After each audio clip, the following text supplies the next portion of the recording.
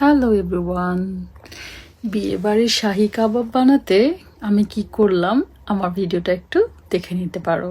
খুব সহজেই আমি এখানে মাংস আর মটর ডাল, মানে বুটের ডাল যেটাকে বলে, সেটা ভিজিয়ে রেখেছিলাম একদিন আগে। সিদ্ধ দিয়ে দিয়েছি রেগুলার মশলা দিয়ে, পরিমাণে একটু একটু করে, যেটা দিয়ে আমরা কারি রান্না করি। গরম মশলা, এলাচ, হ্যান ত্যান যা যা আছে, এবং ফাঁকিগুলো দিয়ে সিদ্ধ করে নিয়েছি। অ্যান্ড সিদ্ধ করার পরে আমি খুব সহজেই আমার গ্লাসটা দিয়ে ব্লেন্ড করে নিয়েছিলাম এইভাবে। আর ব্লেন্ডারে করি নাই, বেশি মিক্স হয়ে যাবে, ওটা ভালো লাগে না, এইটা এইভাবে ভালো লাগে। তো এখানে দেখো আমি দিয়ে দিচ্ছি আস্তে আস্তে করে সব কিছুই কুচি কুচি করা, টমেটো, ধনিয়া পাতা, মরিচ, আর গিয়ে পেঁয়াজ।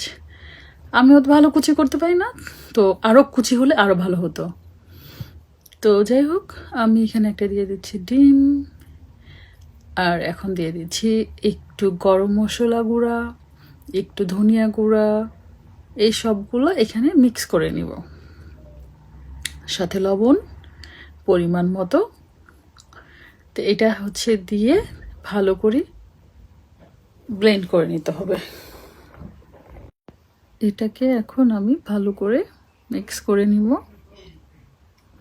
ডালটা কিন্তু আর মাংসটা কিন্তু খুব ভালোভাবে সিদ্ধ করতে হবে, আস্তে আস্তে। কেউ চাইলে প্রেসার কুকারে সিদ্ধ করতে পারে, বাট আমি নর্মালি সিদ্ধ করে নিয়েছি একদম কম জালে।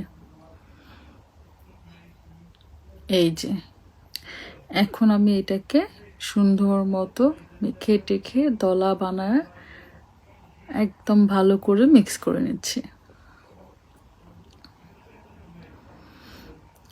কাবাবের মশলা পাওয়া যায়, আমি কাবাবের মশলা ইউজ করি নাই, এমনিতেই মজা হয়। আমি শুধু একটু গরম মশলা দিই আমার মিক্স করা বানানো। আর একটু চিলি দিয়ে দিলাম, চিলি ফ্লেক্স। আর এখন দিয়ে দিলাম গিয়ে আমার শর্টকাট পদ্ধতিতে, ব্রেড গাম ছিল না বাসায়, ব্রেড গামটার বদলে আমি দিয়ে দিলাম একটা ব্রেড।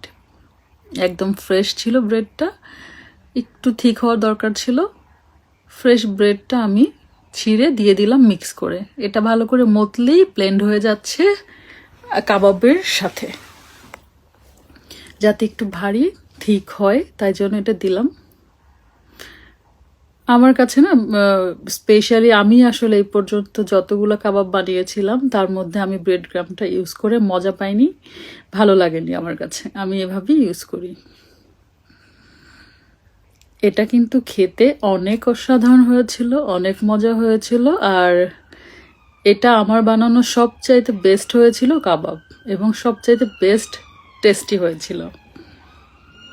তো আমার মতো এই পলিসিতে যদি কেউ কাবাব বানাতে চায়, তাহলে কিন্তু মজার একটা কাবাব হয়ে যাবে।